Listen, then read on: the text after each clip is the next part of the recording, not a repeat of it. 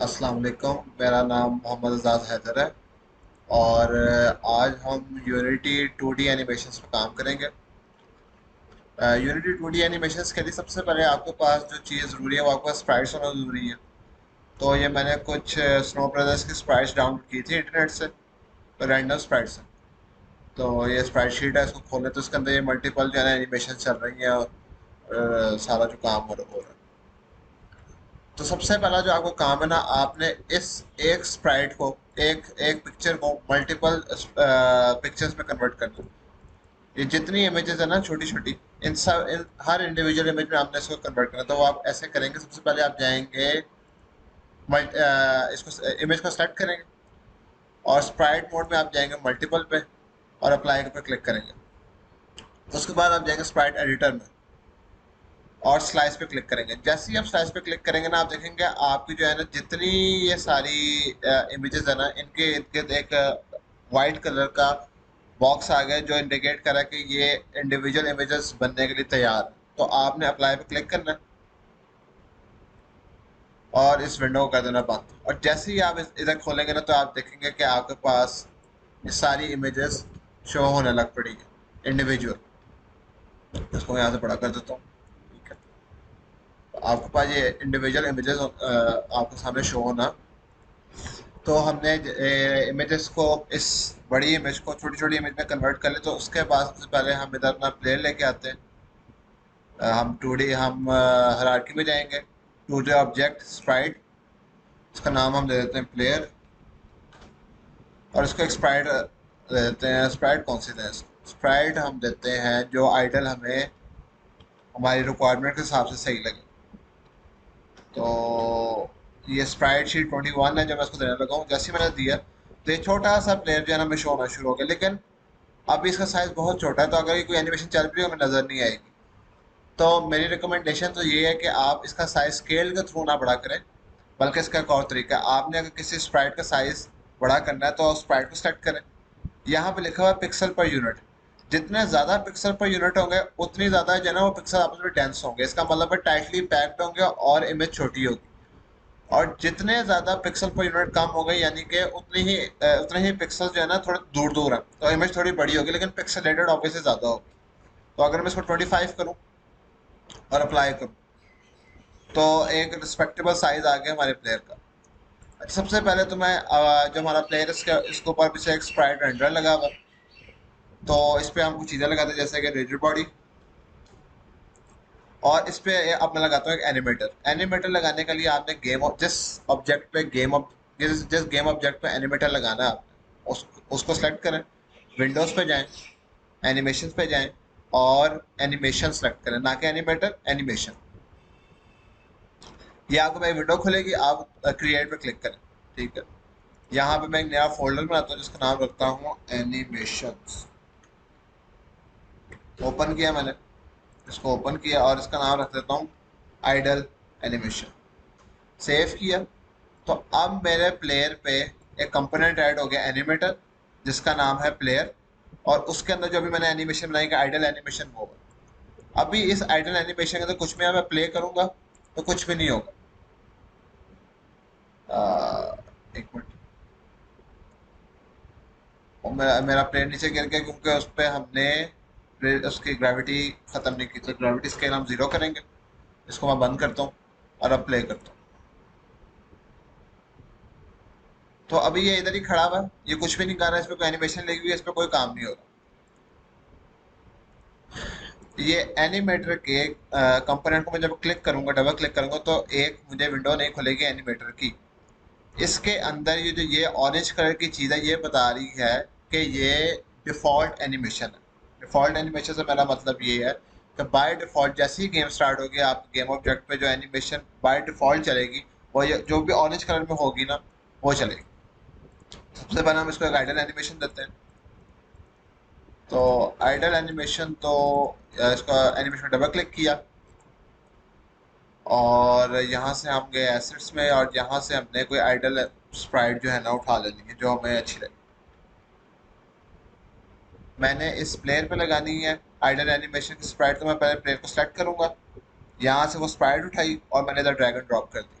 ठीक है, और अब आप ये देख लीजिए की फ्रेम इसमें ऐड हो गया। अच्छा, बहुत से बच्चों का जो है ना, अभी जो ये जो विंडो खुलेगी वो ऐसी खुलेगी कि उस पर ये चीज़ नहीं शो हो रही होगी, सैम्पल्स।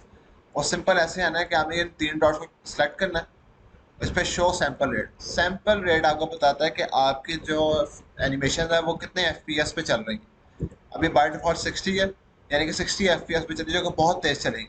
तो मैं इसको 12 कर देता हूँ। दूसरा काम मैं ये करता हूँ, अब मुझे आइडल एनिमेशन तो मेरी हो गई है और वो बाय डिफॉल्ट आइडल एनिमेशन पे है, लेकिन मैंने इसको वॉकिंग एनिमेशन इसमें ऐड करनी है। वो कैसे करेंगे? मैंने आइडल एनिमेशन पे डबल क्लिक किया, ये आइडल एनिमेशन को यहाँ गेम ऑफ को सेलेक्ट किया और आइडल एनिमेशन को यहाँ सेलेक्ट किया और यहाँ पे लिखा है क्रिएट न्यू क्लिप। तो यहाँ पे मैं लिख देता हूँ वॉकिंग एनिमेशन। इसका सैंपल रेट पहले ही 12 कर देता हूँ। और इसमें वॉकिंग, ये राइट वॉक है, तो मैं इस पे जो राइट की तरफ वॉकिंग की स्प्राइट्स हैं वो मैं इसके अंदर ऐड कर देता हूँ, जो कि है ये 3 स्प्राइट्स मैंने ऐड कर दिया। अब यहाँ तक आपने स्प्राइट्स के अंदर जो है ना, इस एनिमेशन के अंदर स्प्राइट लगा दी है। अब आपने एनिमेटर से थोड़ा काम करना है। वो क्या काम करना है, आपने इधर आना है। अब बाय डिफॉल्ट आपकी जो है ना आइडल एनिमेशन चलेगी। आपने इस एनिमेशन से इस एनिमेशन के अंदर जाना। अब उसके लिए आपको ट्रांजिशन बनानी पड़ती है। एनिमेशन सेलेक्ट की, लेफ्ट क्लिक दबाया और मेक ट्रांजिशन पे क्लिक किया और उसको एक एरो सा बना आ गया। अब ये जैसे ही मैं एनिमेशन के बाद लेके आऊँ किसी और एनिमेशन, तो उसके साथ ये क्लिप कर जाएगा। मैंने क्लिक किया तो ये आपस में जुड़ गया। अच्छा, अब आप इस एरो पे क्लिक करें तो इस इधर एक चीज़ लिखी आ रही है, has exact time. Has exact time का मतलब ये है कि अगर आप आइडल एनिमेशन से वॉकिंग एनिमेशन पे जाएं और अभी आइडल एनिमेशन चल रही है, तो वॉकिंग एनिमेशन तब तक नहीं चलेगी जब तक आइडल आइडल एनिमेशन पूरी नहीं चलती। तो हमें ये काम नहीं करना। जैसे ही यूज़र क्लिक करें, हमने फ़ौरन उसको आइडल आइडल एनिमेशन से वॉकिंग एनिमेशन में भेजना। तो हम हैज़ एग्जैक्ट टाइम को अनचेक करेंगे, सेटिंग में जाएंगे और यहाँ पे लिखा हुआ है ट्रांजिशन ड्यूरेशन, इसको भी 0 कर देंगे ताकि इंस्टेंट वो अगली एनिमेशन में चला जाए। अच्छा, अब यहाँ से ये तो हमने इसको कर दिया कि जी हैज़ एग्जिट टाइम सारा, लेकिन अब ट्रांजिशन की कंडीशन होनी चाहिए कि किस कंडीशन की बेस पे वो ट्रांजिशन करे। तो यहाँ पे हमें एनिमेटर ने इस जगह पे पैरामीटर्स दिए होते हैं। मैं प्लस के साइन पे क्लिक करूंगा, पैरामीटर्स, ये प्लस के साइन पे क्लिक करूंगा तो यहाँ पे मुझे 4 पैरामीटर्स है, फ्लोट, इंट, बोल, ट्रिगर। मैं फ्लोट सेलेक्ट कर लेता हूँ और इसका नाम देता हूँ walking.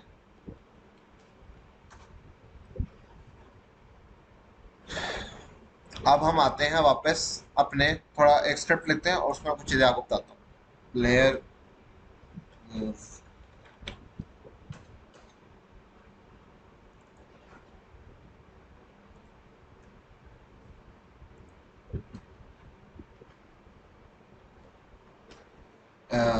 Float, movement speed, private, विजेट बॉडी, 2D,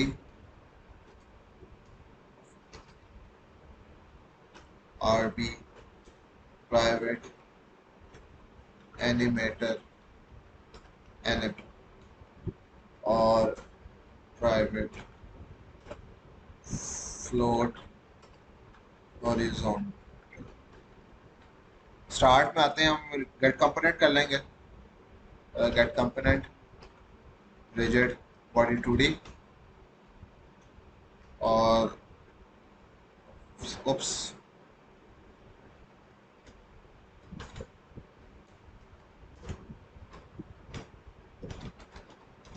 एनिमेटर,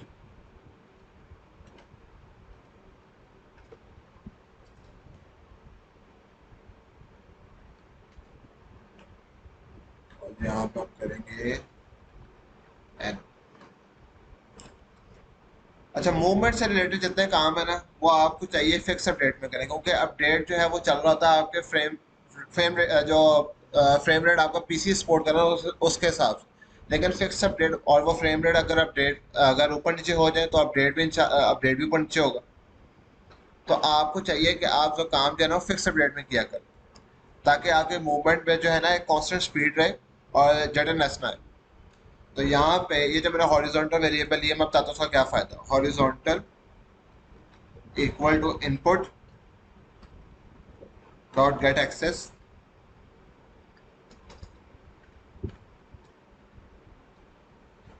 हॉरिजॉन्टल। इस लाइन का मतलब ये है कि अगर मैं एरो की से राइट प्रेस कर रहा हूँ या डी प्रेस कर रहा हूँ या कोई जॉयस्टिक से राइट की तरफ उसको मूव कर, तो इस हॉरिजॉन्टल के अंदर 0 से 1 तक की वैल्यूज आएंगी यहाँ। और अगर लेफ्ट लेफ्ट एरो क्लिक किया या ए क्लिक किया या जॉयस्टिक से लेफ्ट कर रहा हूँ तो इसके अंदर 0 से -1 के दरमियान वैल्यूज आएंगे। यानी कि इन शॉर्ट हॉरिजॉन्टल के अंदर -1 से 1 के दरमियान की वैल्यूज आएंगे, डिपेंड कि आप मूवमेंट किस तरह की करा रहे हैं। तो अब मैं दूसरा काम ये करता हूँ कि अगर nm dot set float walking horizontal, ये जो मैंने लाइन लिखी है इसका मतलब ये है कि इस वॉकिंग के अंदर जो भी इस हॉरिजॉन्टल के अंदर वैल्यू आएगी ना वो इस वॉकिंग के अंदर चली जाएगी। उसके बाद हमने करना क्या, अगर हमारा प्लेयर देखें राइट मूव कर रहा है तो यानी कि उसमें 0 से 1 के दरमियान वैल्यू होनी चाहिए। तो ट्रांजिशन के लिए हमें चेक लगाना पड़ेगा कि हमने यहाँ पे सेलेक्ट किया सैरो को, यहाँ पे कंडीशन पे गया प्लस दबाया और वो वैल्यू ग्रेटर हो जब 0.01 से, तो हमारा प्लेयर राइट की तरफ मूव कर। और वैल्यू जब लेस हो जाए, सेम इसके लिए भी करना है, एज एग्जैक्ट टाइम ख़त्म करना है, ट्रांजिशन टाइम 0 करना है। और इस पे जो कंडीशन लगानी है वो भी यही है कि इस लेस हो जाए 0.01 से तो वो आइडल की तरफ आ जाए। आई होप ये बात समझ आ रही होगी। मैंने सिर्फ और सिर्फ ये किया कि वॉकिंग के बाद जो भी वैल्यू आएगी अगर वो 0.01 से ग्रेटर है तो आइडल से वो वॉकिंग में चला जाए, और जैसे ही वो 0.01 से छोटी है तो वापस आइडल एनिमेशन में आ जाए। इसको मैं एक दफ़ा चला कर देख, मैं प्लेयर को ज़रा मूवमेंट दे दूँ उसकी पूरी। एक मैं फोर्स एम्प्लॉय करूँगा, एक्स फोर्स जो कि होगी हॉरिजॉन्टल मल्टीप्लाई बाय कोई वैल्यू दे देता हूँ जिससे ज़रा उसका इम्पैक्ट ज़्यादा हो, टाइम डॉट डेल्टा टाइम और मल्टीप्लाई बाय मूवमेंट स्पीड, और R B dot velocity is equal to new vector vector 2 और एक्स फोर्स, क्योंकि एक्स एक्सिस में मूव करना है तो एक्स फोर्स दिया हुआ और वाई में कुछ मूव नहीं है तो 0। अब मैं इसको जब मूव करवाता हूँ, मूवमेंट स्पीड स्पोर्ट 20 है। तो अभी लेफ्ट पे तो कोई एनिमेशन चलेगी लेकिन राइट पे चलनी चाहिए। तो ये राइट को मैंने बटन दबाया तो जैसे ही मैंने दबाया तो राइट की एनिमेशन चलने लग पड़ी। अभी लेफ्ट पे कुछ नहीं होगा, लेफ्ट की एनिमेशन नहीं दी। तो अब लेफ्ट की एनिमेशन करते हैं। अब लेफ्ट की एनिमेशन के सिंपल लॉजिक तो ये है कि जब वो वैल्यू 0 से छोटी हो जाए, यानी कि वो हॉरिजॉन्टल के अंदर जो वैल्यू आ रही है, इस हॉरिजॉन्टल के अंदर वैल्यू 1 से -1 के दरमियान आ रही है, तो यानी कि 0 से -1 के दरमियान होगा तो लेफ्ट की तरफ जा रहा है, तो उसको लेफ्ट की एनिमेशन चलानी चाहिए।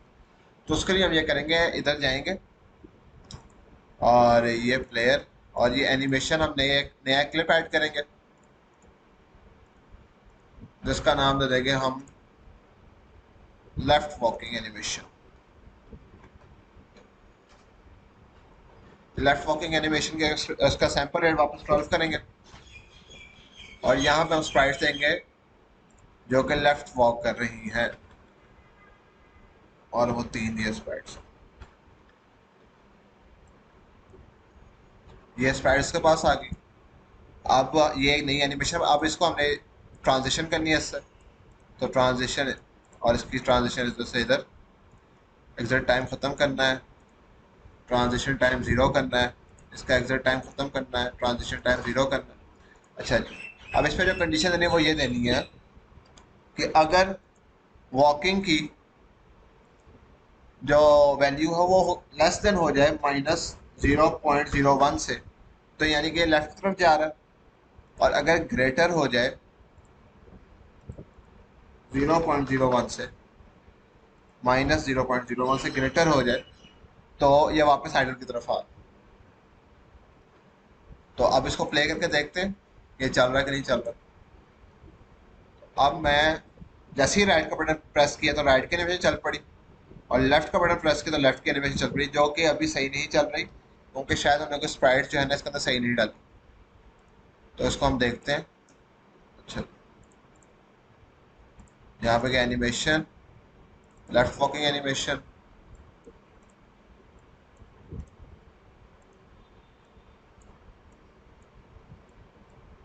इसको अगर मैं प्ले करूँ तो ये है, मेरे ख्याल से मेरे को स्प्राइट इस पर सही नहीं दी, मैं दोबारा डाल के देखता हूँ। एसेट्स और स्प्राइट स्प्राइट,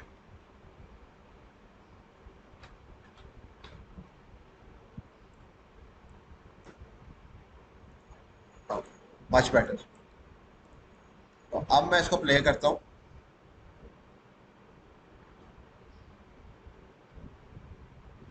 तो ये आपकी लेफ्ट और राइट मूवमेंट हो रही है थ्रू एनिमेशन। अब एनिमेटर को देखते हैं।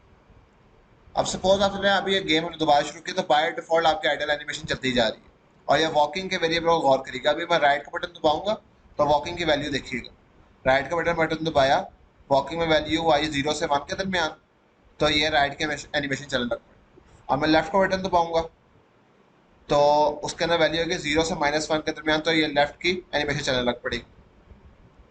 और जैसे ही मैं दोनों केसेस में वैल्यू उठाता हाथ उठाता हूँ अपना, तो वैल्यू 0 हो जाती है, और वो उसके वो आइडल एनिमेशन में उसकी ट्रांजिशन हो जाती है।